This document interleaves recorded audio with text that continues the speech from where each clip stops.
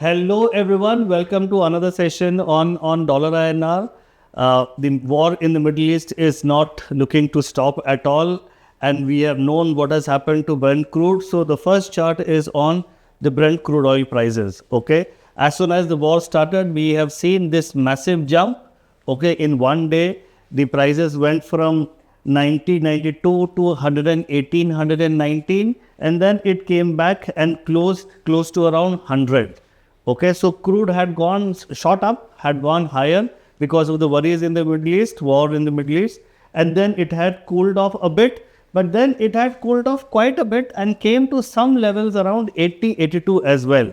Okay, that was just a couple of days back. But then since a couple of days back, since last 2-3 days, from that 80, 88 region, we have again come back higher to the 98 levels. Okay, very close to the 100 levels. It touched 100 again today, but now we are at around 98, 99. So the worries on crude continues and it persists, and it doesn't look like it is going to die down. Although a lot of rumors are flowing around that probably Iran is going to attack US cities, and there on the other side there are rumors floating around that probably the war is going to end very soon. Lot of rumors, lot of news. We never know what the real truth is. But the bottom line, crude prices are substantially higher, and this is something which is not comfortable to a lot of nations around the world. The International Energy Agency had released strategic oil reserves, so that in itself is an indication that how nervous international organizations are and how nervous the countries are regarding the crude oil prices. Okay, so that is on the crude side. Let us see what is happening on the dollar INR. Okay, now very clear, because of higher crude, the rupee will be under pressure. Okay, it had touched 92.36 just 2-3 days back. It touched 92.36 again.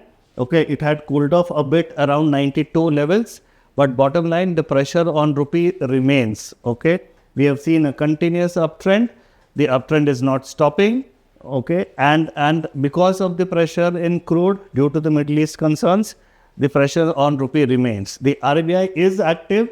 They are doing their bit in controlling the volatility, but bottom line, the pressure on rupee remains. I showed you this chart a couple of weeks back. Around end of February, beginning of March, the volatility had cooled off in dollar INR.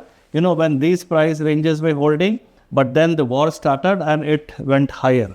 Okay, so what is happening now? What do we do in current situation, since the currency is so volatile? So how do exporters and importers manage their risk? Okay, so for dollar exporters, weaker rupee, good for them. So they can have some degree of unhedged positions, but you can't keep everything unhedged. You need to have some degree of hedged positions. Okay, and 92 levels are fantastic. You never know where it will go. If the markets cool off because of cooling Middle East concerns, the rupee might gain. Okay, so to 92 levels, you need to do some forwards for some basic level of protection, probably 10, 15, 20%, some level of forwards for basic protection. You need to do an equivalent level of vanilla options. Okay, because you never know, the war might run again and rupee might continue weakening. 93, 94, 95, God knows wherever it can go, because the geopolitical concerns will drive it higher. But RBI will keep trying their bit. So you never know whether it will be a runaway weakening or it will be a gradual weakening. So some degree of vanilla options has to be done to have that flexibility in benefiting if rupee continues to weaken. Okay, that is for dollar exporters. Now for dollar importers, the best thing to do is just do a simple forward. There is 2.5 to 3% forward premium. Just pay the premium, eliminate the risk. Okay, and we have seen in the last few years that the hedge cost, the forward premiums have been lower and actual rupee weakening has been higher. And as and when this geopolitical concerns continue, rupee weakening might continue. Okay, so doing forwards for dollar importers is the best alternative currently.